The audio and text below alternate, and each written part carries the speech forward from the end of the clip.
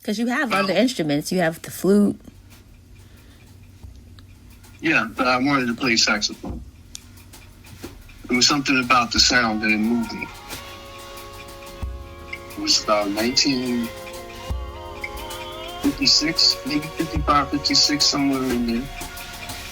And I happened to be home on a Sunday afternoon in summertime. It was around this time of the year. And there used to be this show came on Sunday on CBS. The name of the show was Violin for Music. And this particular Sunday, Sonny Rollins was on. And he had a mohawk at the time. And he just, his presence and the music, and he was just, freeform improvisating, standing there, just going down the road. His imagination and just going. And all right, this was before AC, so of course on the TV lights and stuff, he was sweating and everything. And it's just something about it viscerally, I was really impressed. And I think, and then after that, when we had the Columbia Record Club, the first set of records we got kind of topped it all off. Before, as far as my first musical instrument, I think if I had gotten one then, was Chuck Berry. If I had gotten an electric guitar then, I probably would have been a guitar player. But I didn't. But after I saw Sonny that time, and after I heard Jeep's Blues, and I heard Johnny Hodges, I think after that, it was that. And then, of course, Kind of Blue with Miles Davis and John Coltrane, Cannonball Adderley. And then Dave Brubeck, Take 5 with Paul Desmond. And from there, all the music that was ever played around while I was growing up, even during the rock and roll days, I always loved the saxophone breaks in the early rhythm and blues records.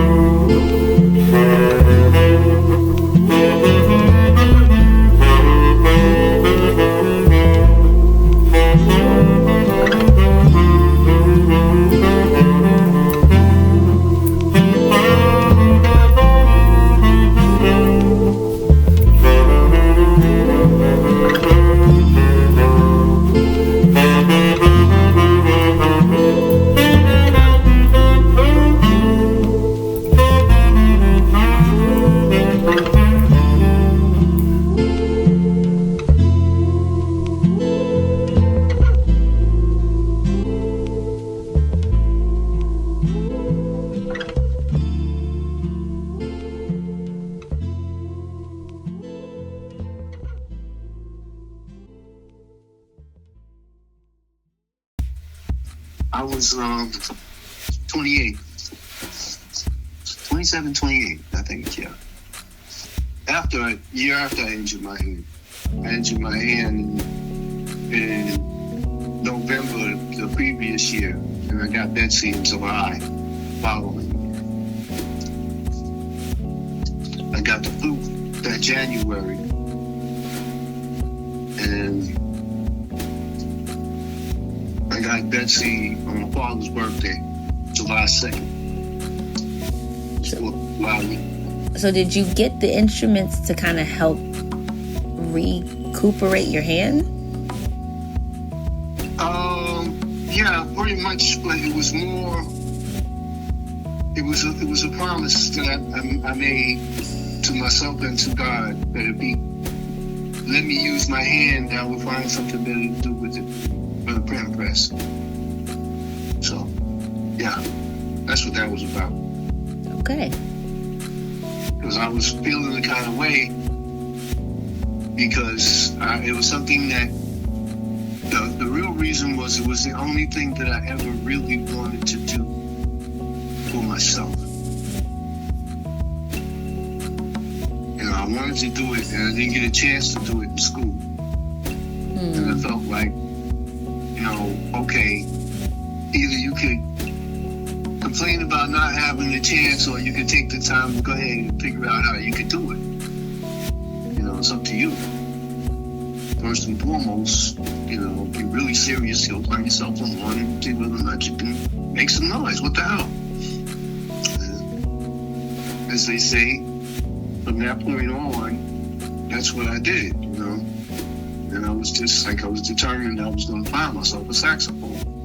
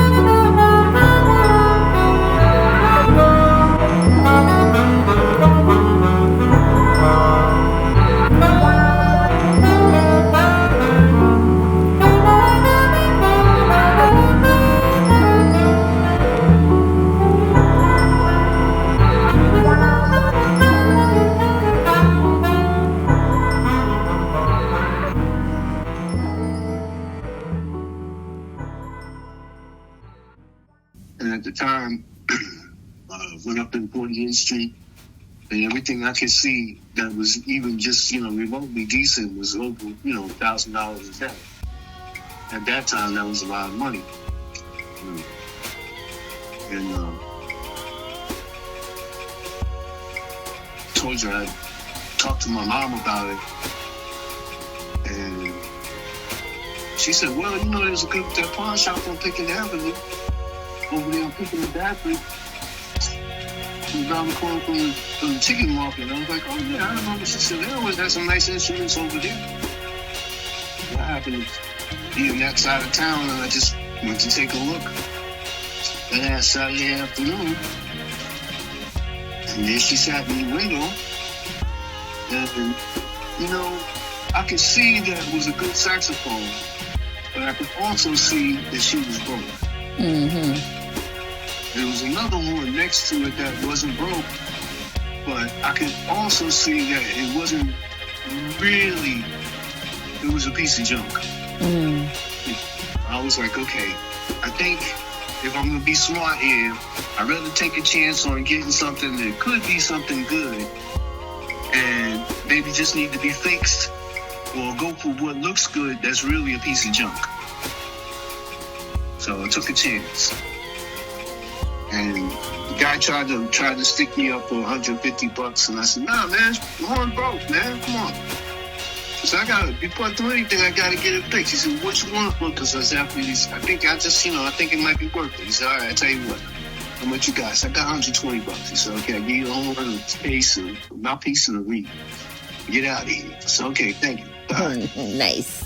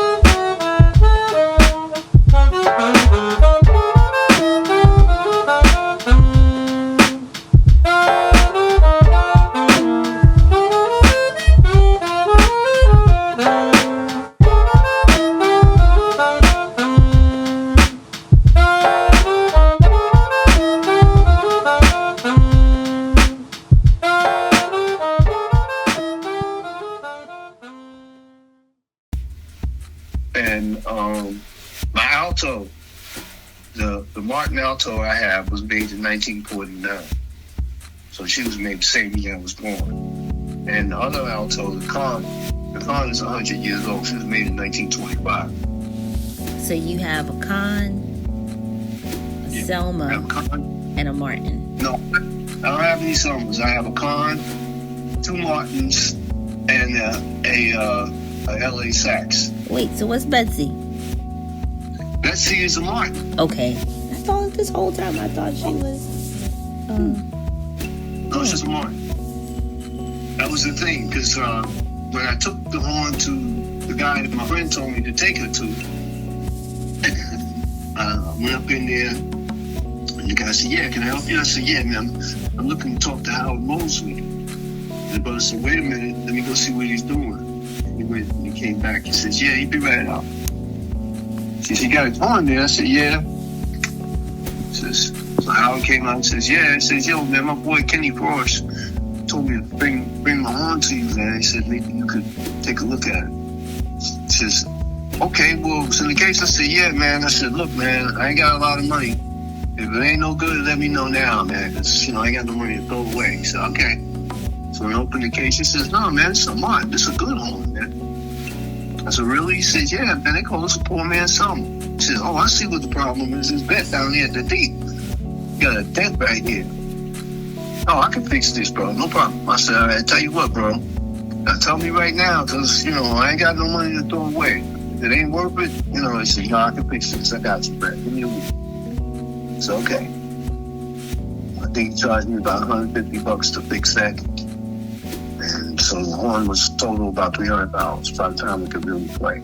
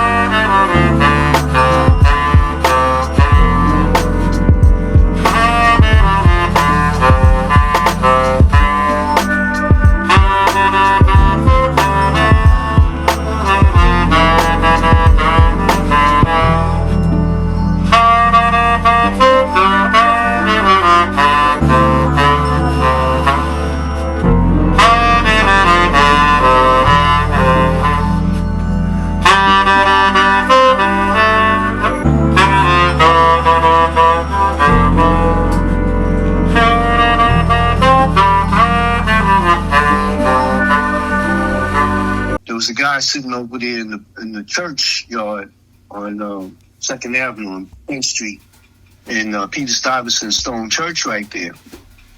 And I heard him all the way up on 3rd Avenue, man, and Broadway. And he was just blowing his brains out. I got over there, and he was sitting over there playing on this piece of crap. You know, he told me his story. He had come to New York. He had a full set of horns, everything from, you know, alto, soprano, tenor, baritone. And they stole all his horns, you know, while he was out. He was living over in that city. He went out. He came home and broke into the place and stole all his actors. It's terrible. Yeah. And I asked him, I said, well, yo, man, I just got my horn out the shop. Just starting out, man. Can you do me a favor and just play my horn and tell me what you think? And he said, okay. And he proceeded to blow for about a half hour, man, just mesmerized me. I was like, wow. He said, yo, man, you got a nice act, man. Take care of this one. I said, well, I am, man. I said, man, if I can make it sound like that, man. He sounded real good. I don't know whatever happened to that brother, but he sounded really good. And as they say, from that point on, you know, I had a saxophone. And then I had to come to grips with learning how to play saxophone. And it was very therapeutic for my hand. But funny thing about things like that is that sometimes what happens is you form bad habits because you're trying to compensate. Mm-hmm. You know, that's why when you go to therapy, you have to do the therapy because that strengthens particular muscle groups. And I think for me, between that and my scattered brain, it could have been a lot easier, like I said, if I had learned it when I had time to do the rope work. Got it. So that's why I was upset. Because I think every child should get an opportunity to find out if they have that. Really. Because not just for a career path, but because it'll help you in so many other ways.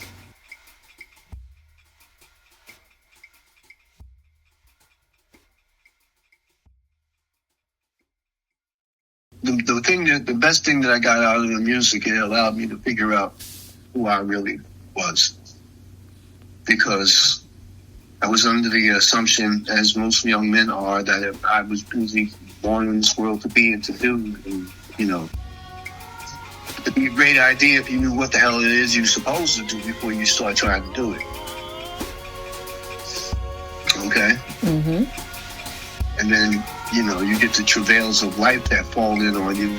You know, got married when I was 21. By the time I was 25, going on 26, was divorced. Having done that, I had 10 years in there where I really had a chance to develop as a person, and then I had the unfortunate accident. And then I got blessed. Dun, dun, dun, dun. Yeah, then I got blessed. But sometimes when you look at how things happen,